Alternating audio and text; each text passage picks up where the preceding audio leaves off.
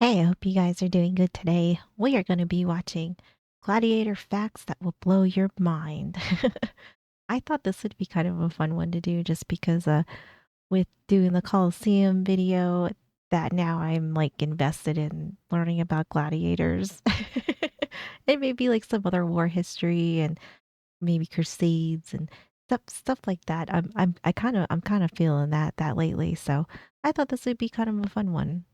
If you do get a chance, I'd appreciate if you can leave a like and subscribe. It helps me out a bunch, and I will have Metatron's video linked in my description below, so be sure to go give him a like and subscribe. Give him lots of support. But alright, let's hear these gladiator facts that are gonna blow our minds. Interested in Roman gladiators? You clicked the right video. Hello noble ones, welcome back to my channel. This is the Metatron speaking, and today I've gathered a whole list of gladiators facts that will blow your mind. Let's jump right into it. We are all used to the idea of gladiators being professional combatants fighting in the arena or amphitheater during the Roman period. Now, regardless of how popular it will become with the masses, gladiatorial combat did have a rather ritualistic and we could say humble beginning. Most likely in its original form, gladiatorial combat comes from the Etruscan tradition of worshipping the dead through a combat or struggle, and it was used instead of making human sacrifices. Now, when it comes to ancient Rome, the earliest we can date a gladiatorial fight is as early as 264 BC, and it occurred during the funeral of a Roman senator, Junius Brutus Pera. During this event, 6 warriors in 3 clashes. Some of these names back then are so cool, but this is actually interesting. I actually didn't know that it's like a way of honoring the dead in like a sacrifice kind of way. Senator Junius Brutus Pera. During this event, I feel like it sounds better with his accent than if I were to try to pronounce this. 6 warriors in 3 clashes fought to commemorate the late senator. Alright, but if it started as a form to celebrate the dead, so something in conjunction with funerals, how did it become the sort of spectacle and in fact the most popular public pastime for Rome? Well, in order to answer this question properly, we need to dive a little deeper. Even though gladiatorial combat started as a ritualistic celebratory moment to honor the dead, with only the immediate family watching the fight in silence, gladiatorial events will evolve with time. And having dropped... How do the people get chosen for this? Like when somebody dies and then like who like how is that decision made exactly of, you know, who's doing this, I guess. The funeral or commemorative purposes, there will be 2 reasons why you would want to hold gladiatorial games: personal advertisement and political mass control. As gladiatorial combat became more and more some things never change. Popular with the masses, organizing the events became a great way to pay tribute not to the dead, but to yourself. Wealthy and powerful individuals started to organize all of these events. Isn't that weird how stuff gets twisted like that? You know, like this actually, like the start of this and the premise of it really isn't so bad. I mean, like, you know, like there's all kinds of things that people have done to honor the dead, and now this gets so twisted. It gets so twisted. The dead, but to yourself. Wealthy and powerful individuals started to organize all of these events to please the masses so that they, in return, could gain their favor. So it became a tool in the hands of politicians and powerful people to gain the favor of the masses. Gladiatorial games were also organized to cheer the people, so raise the spirits, particularly during a time of enemy invasions or in general civil war. And they were... See, like that makes sense. Like that, I mean, it makes sense with the politicians too, but it does make sense to, you know, have these games go on, and it kind of gets everybody a little bit fired up, for sure. Very effective at it because you could achieve 2 things. You could make people happy, make them entertained, and entertained people tend to be distracted. And at the same time, you could reinforce the social order through display of violence which was performed or proclaimed in public by the state. Okay, so this will suffice as an introduction. Let's go to the actual fun questions. Were gladiatorial fights always fought inside amphitheaters, like the famous Flavium Amphitheater, better known as the Colosseum? Initially, gladiatorial combat was fought in either squares or forums that were specifically used for these special occasions. It will be during the late Republic that amphitheaters... It makes sense, you know, like it had to start somewhere, and obviously it would probably start somewhere small. Specific... Like the backyards of families, and then now we're in squares, and yeah, so I mean that makes sense. Used for these special occasions. It will be during the late Republic that amphitheaters would be purposely built for gladiatorial combat, with the Colosseum being the biggest one of all, capable of hosting 50,000 people. What were gladiatorial games called in Latin? The word that the ancient Romans used was the Latin word munera in plural form. Let's have a look at the singular and also all the other possible meanings of this word. The singular is munus. Show, gladiator, fountain, votive gift, offered for a funeral, favor, gift, work, product, burden, commitment, obligation, tax, charge, function, obligation. This is a whole list. Oh my gosh. Okay, so like context matters, I guess. Context matters. Duty, task. What did gladiators eat? We do have quite a bit of information when it comes to the typical diet of a gladiator fighter. Some of this information comes from the very fact that Pliny the Elder calls them with the nickname barley eaters, suggesting that they did eat a lot of barley. Moreover, in 1993, a discovery of the bodies of 22 gladiators who were buried in the western section of Turkey were found and their bodies were analyzed. After the isotope analysis was performed, what we seem to see is that their diet would have been in fact very high in carbohydrate intake. So it would have to be. I mean, like, look at what they're doing. It would have to be hot. I mean, like, you know, and if it's hot, you know, like they're gonna need some carbs. For sure. And I mean, I'm guessing meat was maybe something special, but like high in carbs, like for sure. For sure. I do plan on watching more Tasting Histories gladiator foods though, because I'm like totally invested in this now. Like this is, I don't know, it's just this has piqued my interest so much that like now I'm all about it. Like gladiators, Roman empires, you know, like World War II, World War One, other wars around. I don't know. It's I think I'm just in that phase now. is that their diet would have been in fact very high in carbohydrate intake. Surprisingly, the amount of meat protein that the gladiators would normally eat seemed to be rather low, although they also did eat a lot of legumes, so at least they got quite a bit of vegetable protein. We also have a mention... I mean, because they're not exactly like nobles, right? And they're not exactly rich either, so I can't imagine that their diets were anything too great. From Galen, who was a Roman medic who specifically worked at gladiatorial schools in the 2nd century. He mentions the gladiators ate mainly barley, which would seem to confirm Pliny the Elder's nickname, together with some dry fruit. As a little bonus fun fact, it appears that the ancient Romans were fully aware that a diet fully focused on carbohydrates could have led to calcium deficiencies, and that they addressed this with a special concoction or a drink that they would give gladiators, which would have charwood and some bone ash, which were very rich in calcium. Oh, I thought that was delicious. Oh God, oh. God. Gladiators, which would have charwood and some bone ash, which were very rich in calcium, in a way, an early form of supplementation. Right. Could a gladiator win his freedom? Although it would be rather rare, it is absolutely true that some gladiators did win their freedom, and in general, any gladiator, almost, who entered the arena could reach freedom. Now, this freedom could be... Was this like a bracket thing? So like you like would you have to win so many, or like was it like a tournament, like a bracket tournament, you know? So then like if you won your whole tournament, then you could be free.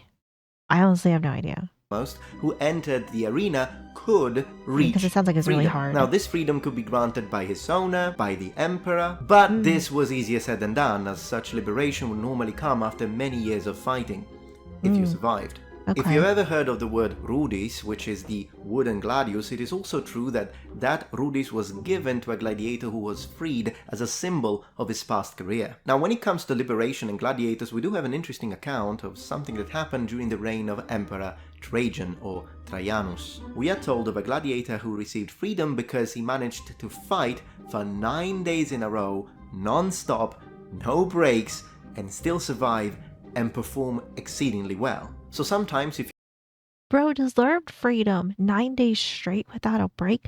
Bro deserves to be free. Yes, yes. Bro, badass and deserves freedom. Breaks and still survive and perform exceedingly well. So sometimes if you were very skilled, then you could do stuff that in theory you weren't supposed to. Yeah. You could gain freedom or die. Now, if I'm guessing the percentage of how many gladiators were free must have been very low, though. Somehow I feel like that percentage is not very high. You weren't supposed to, you could gain freedom or die. Now, if you have found any of these facts interesting, I have so many more to come, and I will address. I also have another question. I don't know if that question is going to be in this video or not. How are you picked to be a gladiator? Like, how does that all work? Like, are you just like plucked up? Did you do something wrong?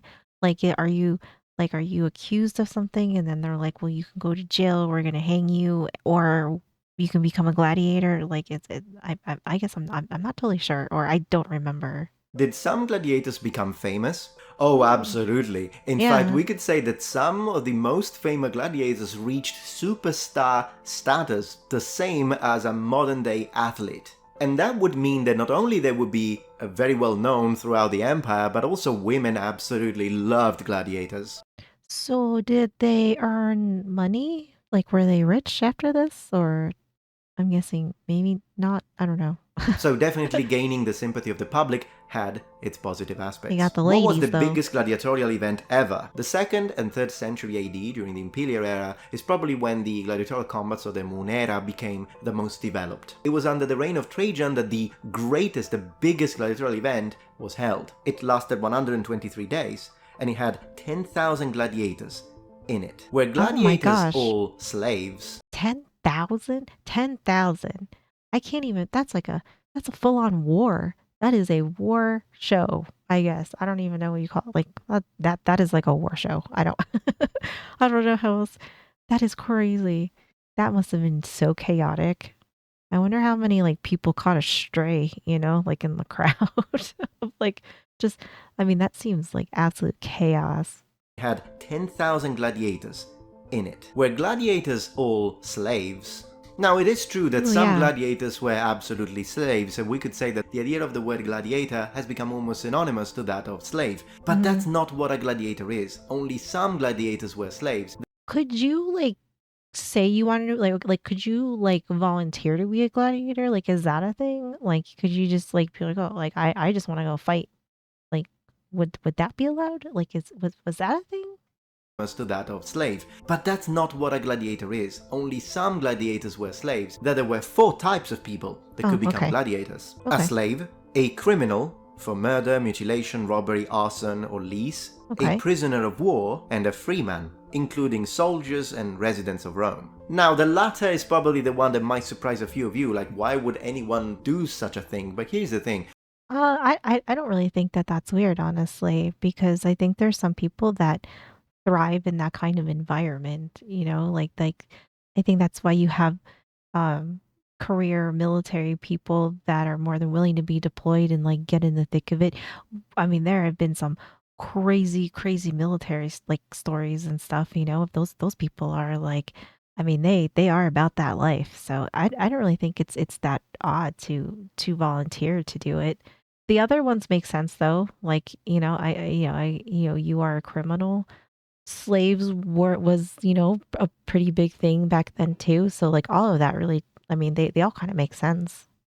Is probably the one that might surprise a few of you, like, why would anyone do such a thing? But here's the thing. The idea of gladiatorial combat being a lucrative way to make money meant that if you were someone who was pretty strong, pretty good fighter, why not doing it for a few years and then stop? Oh, And that's that's true the too. main difference Yeah. between a free man becoming a volunteer gladiator and a prisoner of war. A prisoner of war or a slave, they couldn't just stop, and the only way they could reach freedom, as we mentioned, was to have it granted. But for And I'm guessing like they didn't get paid, right? Like, so if you voluntarily signed up to be a gladiator, then you could get paid. But like if you were one of the latter groups, yeah, I'm gonna assume that like you are not getting paid. Like you're gonna get paid in freedom if you can live through it. For a free man, and occasionally a free woman, who wanted to become a gladiator, then they would sign a contract, and part of what this Yeah. contract stipulated is that you could stop whenever you wanted. And some people were not only drawn into it for the possible fame and glory, or maybe just to make money, but also to be able to pay their own debts. Oh, and then Hmm. we have one more. An emperor. I mean, Caligula did want to become a gladiator, he was absolutely fascinated Caligula wanted to become a gladiator. Yeah, I've heard some crazy facts about Caligula. Like, of course, of course, he'd want to be a gladiator too. an emperor.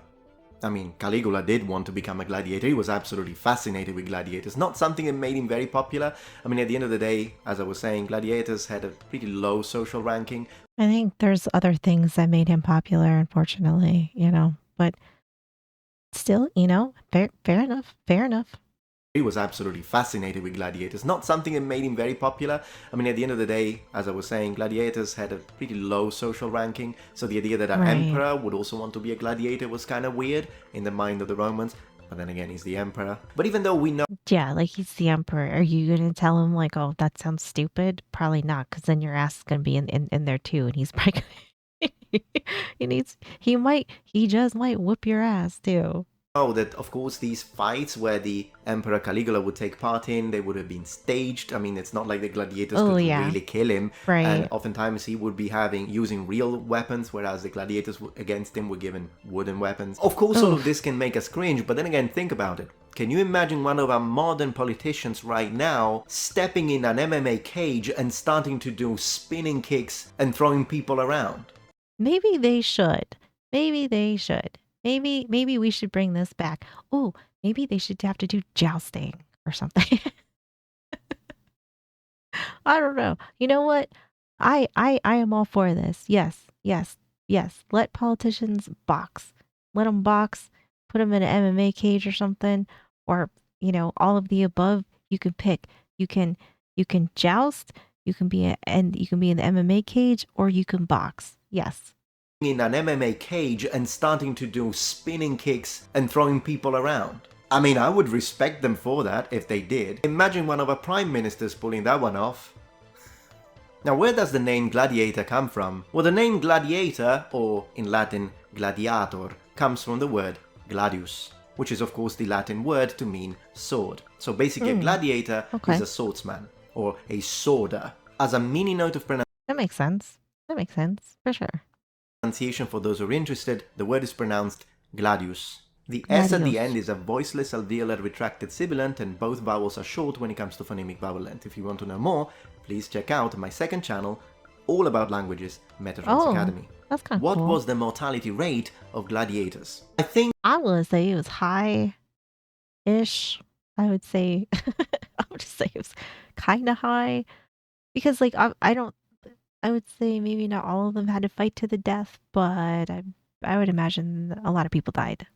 a little bit due to the media, Hollywood, video games, people now have this idea that gladiators just died all the time. Every time you have an event, half of the gladiators are dead. Now, even though I have to say that yes, it was an extremely brutal and violent sport, still this idea of such a high rate of mortality is in fact a myth. But how do we know that? Well, See, like I wouldn't even thought it was always like fighting to the death. I would have thought that because they get kind of effed up, and so like what if you got infections or what if you had internal bleeding or because like like they're like womping on each other like pretty hard that whether they're getting cut or stabbed or punched really hard or so like I guess like that's like where my mind went of like it's not so much of what was happening like in the moment but maybe the after effects of it. I could see them kind of like uh not making it through the healing process of them getting like, pretty beaten up. This idea of such a high rate of mortality is in fact a myth. But how do we know that? Well, first of all, we are told the gladiators had excellent medical care. In Oh, well, fact, we that's could say good. that in the hands of both their trainers, politicians, statesmen, senators, the life of a gladiator was more valuable than that of a regular private citizen, unless they were aristocrats. That's because a gladiator is a professional fighter, he's an entertainer, and he's Yeah. expensive. You need to feed them, you need to train them, it takes years. And so being Oh, yeah, I guess that's true too. Yeah, because they are kind of like a big investment that you don't necessarily want them all being kind of knocked out every, because you would run out. You would run out. So yeah. able to waste all of that every single time there is a combat event would be a really bad way Yeah. of investing money. Now, don't get me wrong, people did die during gladiatorial events, but the percentages might surprise you. According to George Weil, a new gladiator who entered the arena would have a 10% chance of dying during his early career. You know what? That's actually not bad. You have a 10% chance of dying if you were a new gladiator. That means, I mean, because obviously they don't want you to die in there because you're new. So like you're like a new investment that you probably want some longevity out of it. And that's not to say that, like he was saying, like like I mean, obviously, like it's gonna happen for sure, but that does make a lot of sense that like these gladiators are big investments, and because they are such a huge investment, like you probably don't want a lot of them dying, but uh, that's not to say that they're not getting super messed up. So that's that all kind of makes sense that they'd have like some of the best medical staff for them, and that you wouldn't want them necessarily dying right away. Entered the arena would have a 10% chance of dying during his early career. Now, even though during the late Roman Empire, already the 4th century, as we were getting towards the end of gladiatorial games as a spectacle, the mortality rate of new gladiators was going up to almost as high as 35%, maybe Oh, 45%, but the end of I mean, that's like towards the end. So, like, maybe is that like a desperate attempt to try to like keep it going? So, like, now they don't care. Like, they just want people showing up or something, or they're maybe on their way out, or maybe like they can't afford as many as they had in the past. I don't know. I feel like that could be like a lot of factors. was going up to almost as high as 35%, maybe 45%, but the end of the Roman Empire tended to have an incredibly high mortality rate because the sport had become extremely brutal. And that Oh, absolutely does oh. not represent gladiatorial games for the entirety of their existence. So it spiraled a little bit. So it okay. That makes sense too. Like where I would imagine too, like, because I kind of feel like this can be applied to today, where it's like, if you had these going on like monthly or what, like for however long it went on for however, like this was something that you could go to, like if you're lucky enough to get a ticket and get in and go.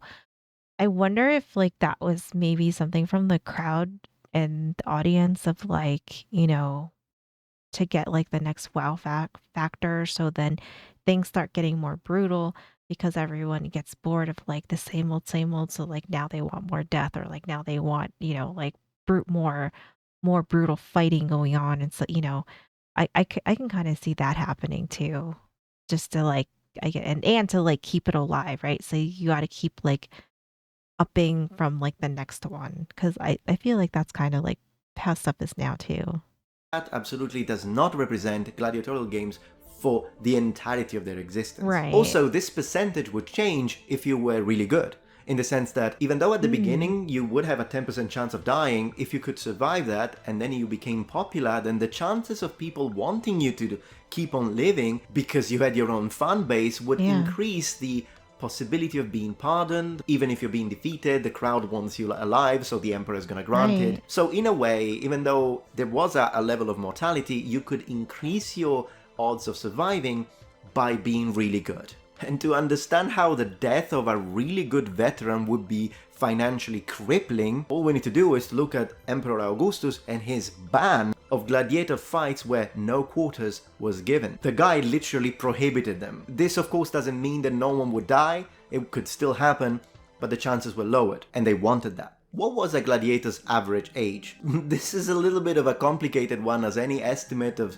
sorts would I feel like this. I feel like that's like a really good question, and I also feel like it could be like a mixed bag because if you have criminals, slaves, and volunteers, you know, I don't, I feel like that could be any age, you could be 18, you could be 55. Would be, but we could say that possibly the gladiator average age would be between 20 and 30-year-old. Although, Mm, of course, this is just an average, so it just right. doesn't mean that every gladiator would die at age 30. And we are basing this on just career statistics and also tombstones. So Yeah. it's indicative, not exactly a precise science. But one thing we can learn from these career statistics that we get on tombstones of gladiators is that there is one specifically from Sicily that described a gladiator named Flamma.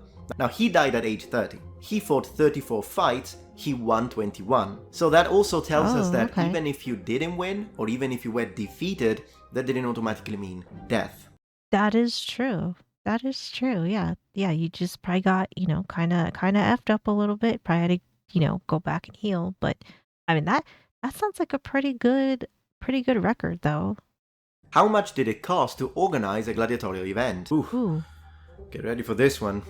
Although it's not easy to bring forth precise estimates, particularly when I need to sort of answer this question relatively briefly, when we have to take into consideration inflation, the fact that the way they were organized changed completely during the Republic, during the Empire, but I can give you a little bit of an estimate to have an idea of the ballpark of how much it would cost. And that's Oh based on God. the words of Polybius, who lived in the 2nd century BC. He states that organizing the game did not cost less than 30 talents, which would be 750,000 sesterces. But in general, organizing gladiatorial events was so expensive that several people had to go into loans to be able to afford to Oh pay. man. Unless you were the emperor.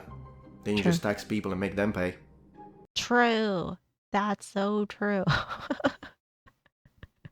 Yep, yep, yep. I mean, that's a lot of money though. I mean, I kind of I figured it was going to be something outrageous. Afford to pay. Unless you were the emperor. Then you just tax people and make them pay. The gladiators actually fight wild animals. That one is also true, and one of the examples we have is Right. from the gladiatorial events that were held in Pompeii in 55 BC, during which the gladiators didn't only fight other combatants, but they also fought wild animals. Plutarch also reports that Gnaeus Pompey became extremely famous because he had the tendency of organizing large-scale gladiatorial events which included wild animals, and those were expensive. That's gotta be outrageous. I would imagine that that was absolutely outrageous in the cost of it. I guess if you really enjoyed this kind of showcase and thought it was really important for your political career and whatever else or whatever kind of, I guess, endeavors you wanted in your life, then I guess it's worth it. I guess like that kind of investment would be worth it. Gladiatorial event which included wild animals, and those were expensive. And after he became a consul in 55 BC, he even organized one gladiatorial event which included a whole elephant. And once again, Oh Plutarch my tells us that God. up to 500 lions were killed during these gladiatorial games. 500 lions? Like, bro, okay, like I get wanting to bring in animals, but like maybe let's not go too hard on it. Jeez. That up to 500 lions were killed during these gladiatorial games. Just so you understand the price How many did the lions kill though? That's what I want to know. How many took some with them before they went down? of something like that. A first-class lion could cost a maximum of 150,000 denarii or 600,000 sesterces. So God. 500 lions in total Yeah. cost, according to the value of money in the 4th century, considering inflation, would be 300 million sesterces. 300 mil. I don't know what that comes out into in dollars, but I mean that sounds outrageous. That sounds crazy. But then again, if there is one thing the Romans had, was a powerful economy. Did you know that That's gladiators true. worked as security guards? So this is something that happened not only during the transition between the Republic and the Empire, but also during all sorts of civil wars. But in general, gladiator fighters who were really good and veterans were sometimes hired, so freed and hired, as personal bodyguards or security guards by rich people, wealthy people, and important politicians, which was a very popular practice until it was banned. It got banned. Wait, who's to blame for that one though? Because I mean, okay. I think it'd be really cool to have a gladiator as a bodyguard. I mean, I feel like I'd want a gladiator as a bodyguard today because I think gladiators are freaking cool. So I can definitely see that practice. The other side of it is, did some of the gladiators maybe not behave the best for some people, especially if you were like maybe like trying to pay a debt off. Like I could see that maybe getting a little bit of a hairy situation. But overall, though, I mean, I think that's cool. How do I get one? Competitions, which was a very popular practice until it was banned. Who was socially more important, a gladiator or a Roman legionary? The Oh, rank of a gladiator, no matter how popular he would be, was always lowest than that of any member of the Roman army, from the tribunes in general or the legati all the way down to common legionaries. There is also one of the reasons why gladiators during their events would never dress up as legionaries and they would never wear full armor. It is oh, interesting to note that female gladiators existed and they are called gladiatrix. We don't exactly know how rare they were and whether they were allowed to fight or not, depending on what emperor and what period, but in mm. general it is true that Roman gladiatrix, or female gladiators, did exist and did fight, and there were some people that were really fond of them. Gladiatrix were banned by Emperor Septimus Severus in 200. For example, Emperor Domitian or Domitianus particularly liked to watch struggles between women in the gladiatorial arena, but Emperor Septimus I mean, you know what? I get it. I get it. Plus, I mean, I would imagine that that would be something probably very, very unique because I can't imagine there would have been a whole lot of women. I don't know how many women would maybe willingly want to volunteer for that. And then maybe like depending on who was in charge, like maybe he didn't think that that was an appropriate punishment to give women to make them into gladiators. But I mean, I obviously there were, but I'm just saying like I can't imagine that there were a whole lot. So I'd imagine that that would probably make a very unique day of games if they were included because that would totally be something out of the norm, which probably helped you or hurt you. I guess I don't know. I guess maybe it depended on people's views of having female gladiators, but I would assume that it probably would have been positive just because it would be something different.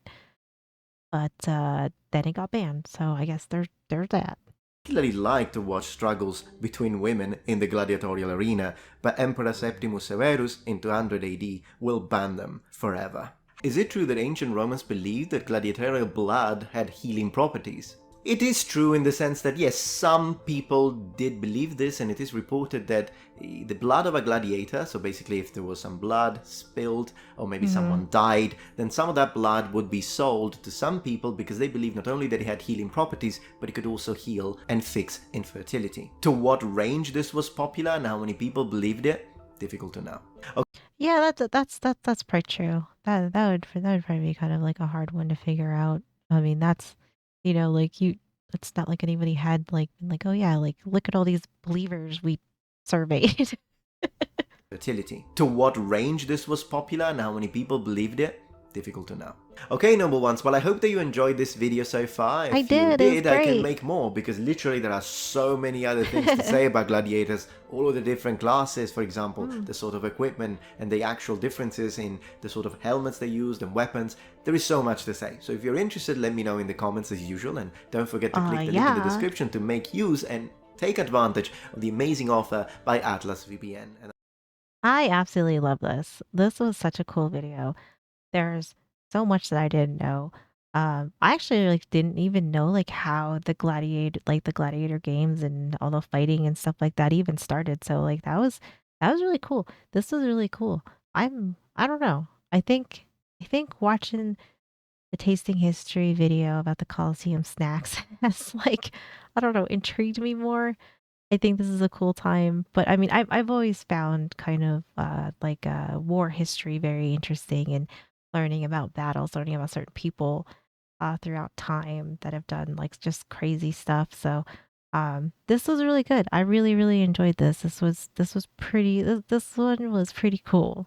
Thank you so much for hanging out with me. I really appreciate you guys being here. Be sure to go and like and subscribe to Metatron. I think he does a really good job at explaining things and Just I kind of like this format that he has because it's like easy to digest. I feel like. But that's gonna do it for me. I hope you guys had a great day, and I will see you in the next one.